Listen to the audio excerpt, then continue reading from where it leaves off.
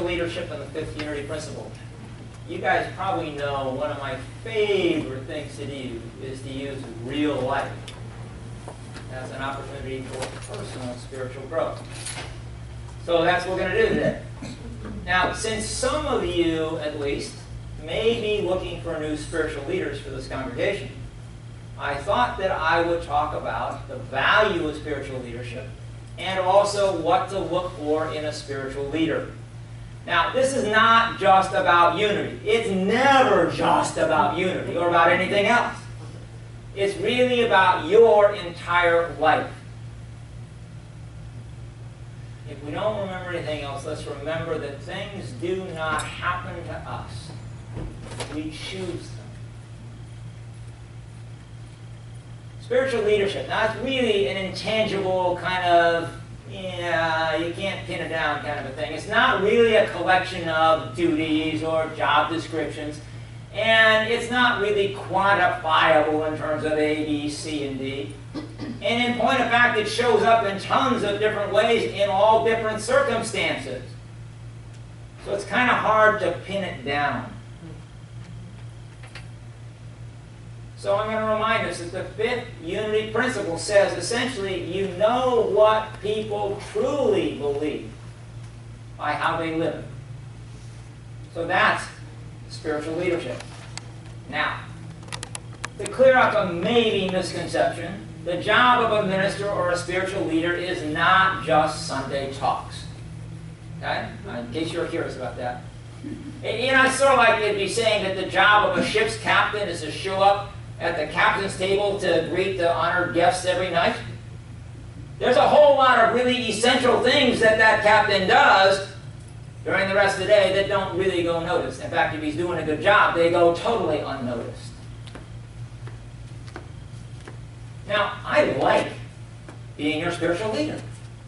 See, the deal is I get to learn and to live whatever message I'm saying so that I can share it with you.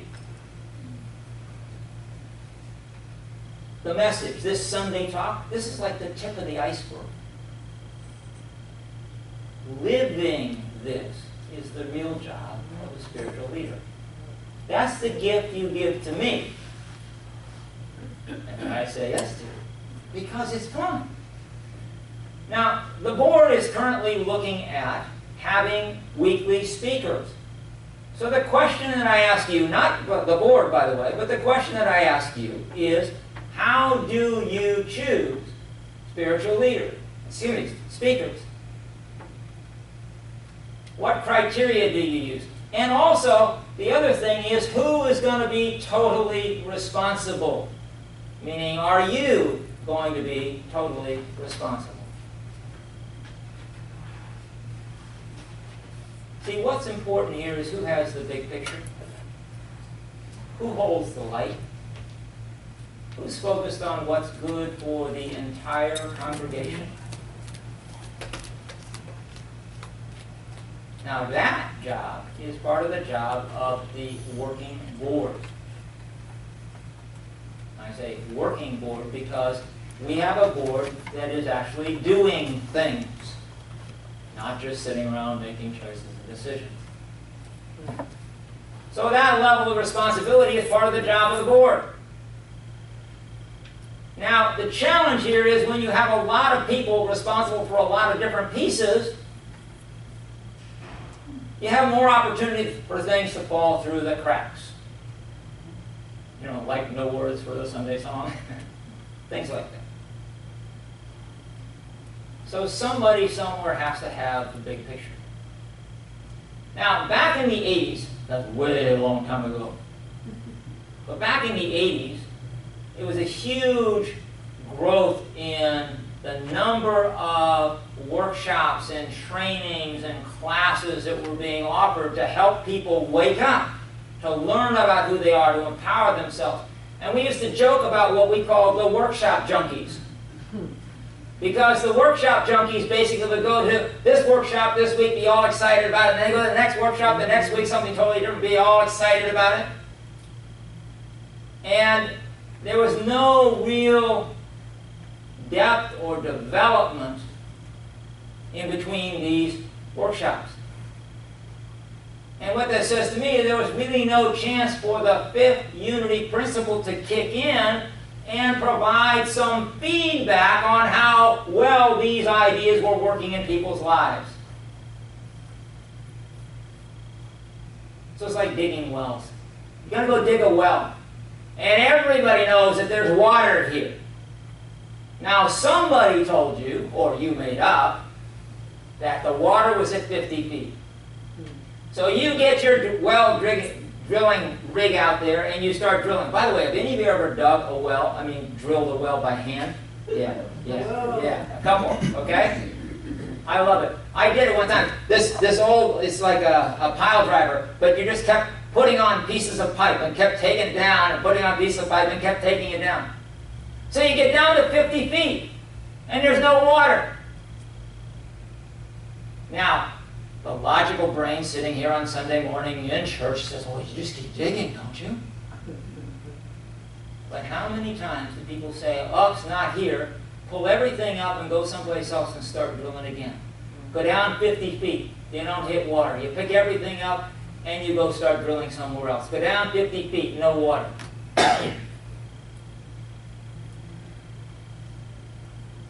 This is the story of the biggest diamond mine in the world, the biggest oil fields in the world, the biggest copper mines in the world.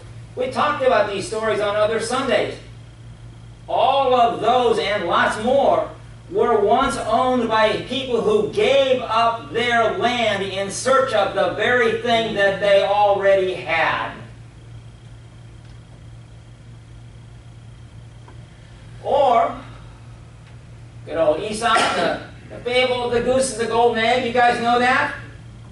Somehow this goose showed up in this farmer's yard, and every day this goose would lay a golden egg on their front porch. And it was real gold. And the story goes that their life got better and all that kind of stuff. Things were really cool.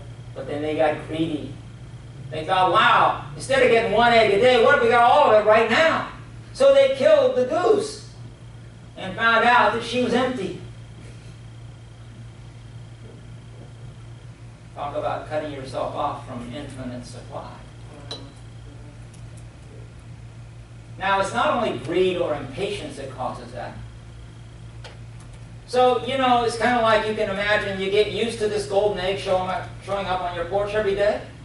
And life is really good. You just keep cashing it in and buying more things or saving or doing whatever you do. But every day you just pick up this golden egg. And one day you look around and here's this old goose and you say, who wants to feed this old goose anyway? So you have her for dinner.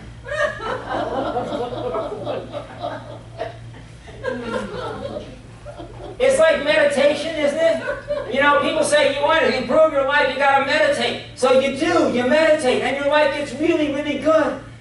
And then you turn around and say, well, you know, my life is so good, who needs to meditate?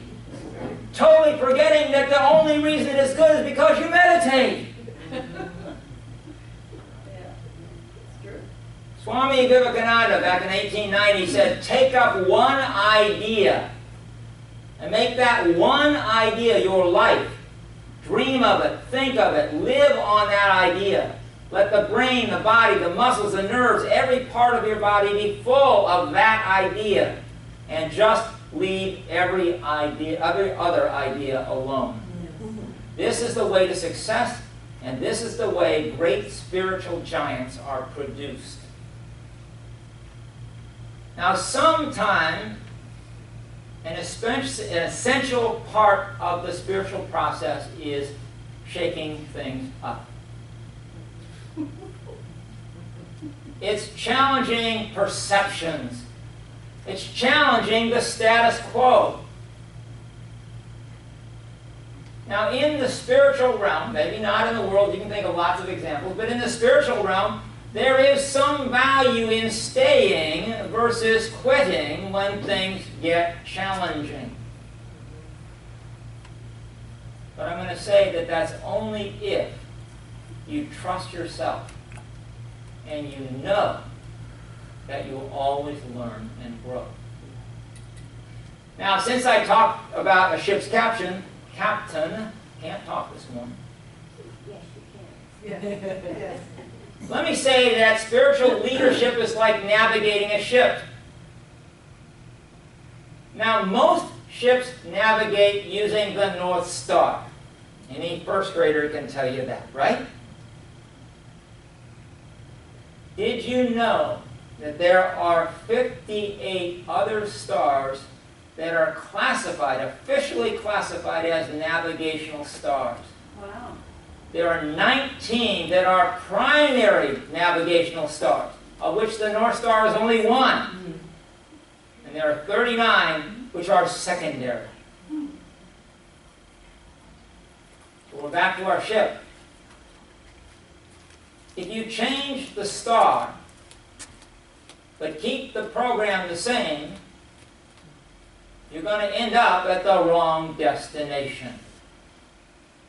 Or you're going to need to recalculate the whole program so that you get where you want to go. So, if you're in a ship and all of the coordinates on that ship are based on the North Star, and you have another captain come in, and that captain makes the assumption that the ship is based on whatever navigational star he uses, you're going to end up wandering around a little bit. Now, for those people who got on that ship to get to a specific destination, they're pissed. For those people who got on that ship to have a nice cruise and party, who cares? We can do it anywhere. For those people who just want something different, this is an opportunity.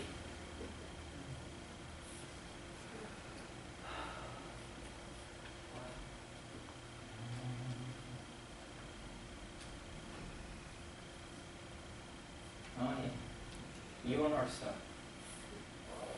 Look at who you pay attention to. Who in your life? What kind of people in your life? See, some speakers, teachers, advisors, friends, some people in this world come to entertain. And as long as there's laughter, appreciation, applause, recognition, money, they stay. Entertainers come here to distract you from life. That's not a bad thing, by the way. In neurolinguistics, they have this thing called pattern interrupt. And it's based on the principle if you keep doing the same thing you've always done, you're going to keep getting the same results you've always gotten. And if you don't like the results that you've gotten in your life, it's really good to somehow interrupt that pattern, get off of that track so that you end up someplace else. Some people come into your life to teach you, to inspire you. And as long as lives change, those people hang around. Which means that as long as you still want to grow, then they have value in your life. When you don't, they don't. Now, anybody can say the right words. Trust me, anybody can say the right words. I've trusted lots of people who have said the right words.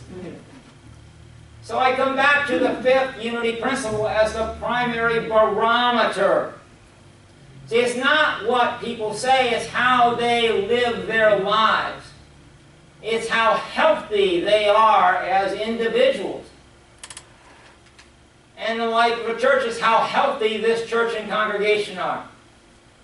Now, I told you guys this before, I have two classifications, it's pretty much black and white. I have two classifications of books that I read. I read mystery novels and I read spiritual books. And it's everything from John Grisham to Ramakrishna. Now, when I'm reading the worldly books, I can always spiritualize them. You know, I can find the good in them. I like to spot the relationships. I like to spot the problem solving. I like to find all the good stuff in there. But at the same time, I am still relating to and therefore learning about and learning the world. Now, when I read my spiritual books, I don't actually try to understand the world or deal with the world or handle the world. I just remember what's true. Now, what I learn and what I know is true for me. I mean, I want to be real clear about it. It's true for me. To the degree that I know and experience oneness with you, then my learning may not be totally personal. It may actually have some application and value in your life as well. See, my life would be really different without unity. This oneness is the context for everything that I do. Now, in relating to other spiritual realms in my life, it's all different. My life is different. It's just as meaningful, just as purposeful, just as useful. It's just different. Now, we talked about this in the morning. This is good. Ego is always active in this world. You have a body, you have an ego. I mean, it's just a given. So it's either I do, I think, I know, I act. Or I listen and serve. So it's either I do the work or God does the work through me.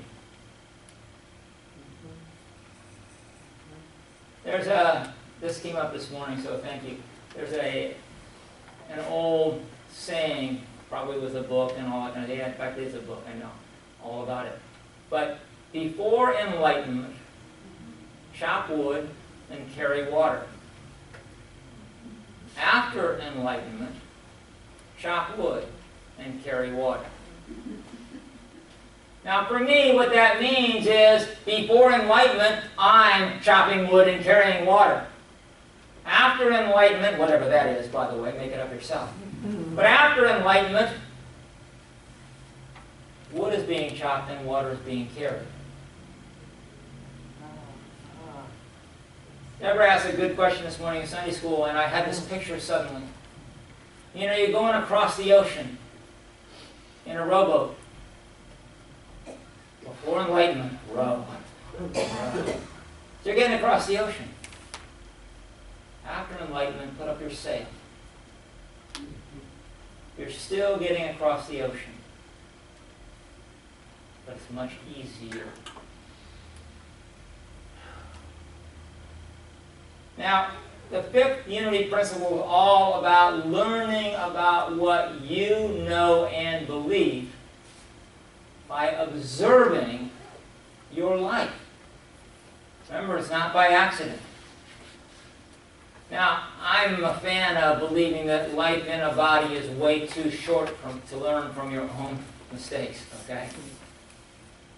So it's helpful to have people around who have some experience that relates to the area that you're dealing in.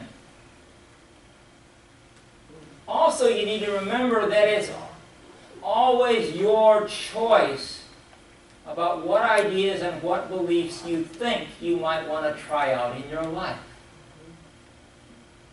See, who you hang out with, you become like. You know, it's what you focus on, you become. What you notice in others, you strengthen in yourselves. Now, the fun thing is you are absolutely, totally, 100% at choice in all of those areas. So I'm going to suggest that we each, me too, by the way, I'm always talking to me, find successful people in your life and in your world and begin to consciously and consistently admire them and affirm them. Look for good in the world and celebrate that every opportunity. Hang around happy people.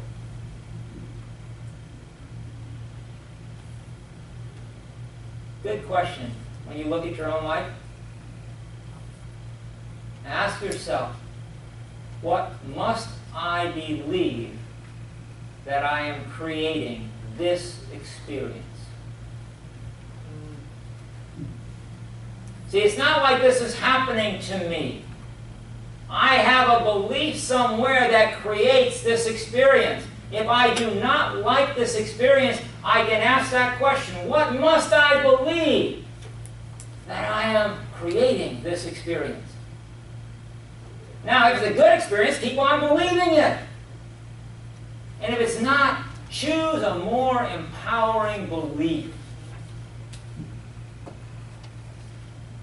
Last week, I talked about know thyself and be true to thyself. See, we each in our own way are here, but here to experience and to be love in the world. So I'm going to ask us all to apply the fifth unity principle and live it.